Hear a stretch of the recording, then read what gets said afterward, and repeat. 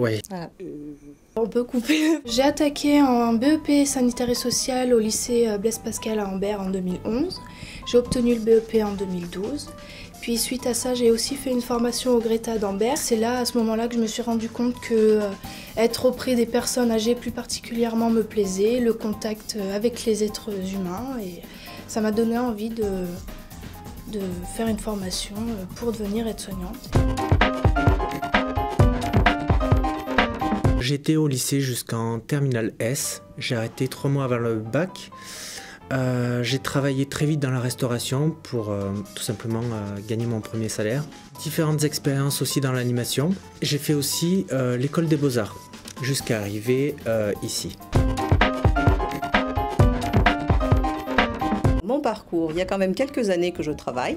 Donc j'ai commencé il y a plus de 20 ans. J'ai travaillé comme ATSEM pendant de nombreuses années. Et ensuite, j'ai changé pour me retrouver dans une usine. J'ai un parcours assez tumultueux, j'ai fait un BEP productique mécanique option usinage, ce qui m'a pas beaucoup plu, j'avais été mal conseillé, mal guidé.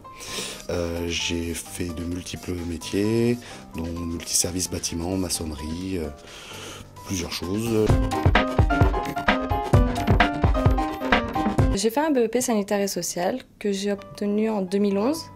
Après, j'ai fait un bac ST2S à Sidoine-Apollinaire que je n'ai pas eu. Et puis, en fait, depuis que j'étais sortie de BEP, je voulais faire des concours d'aide-soignante. En voulant faire plaisir à ma mère, j'ai fait le bac. Et donc aujourd'hui, j'ai enfin réussi à faire mon concours d'aide-soignante du premier coup. Donc je suis très heureuse d'être ici. Faites ce que vous avez envie de faire surtout. Prendre une branche qui leur plaise. Peu importe l'image du métier, je crois que la base c'est vraiment au fond de soi. On ne doit pas être poussé par un conseiller d'orientation, par des parents, c'est vraiment quelque chose qui doit sortir du fond de soi. On apprend à se connaître nous-mêmes.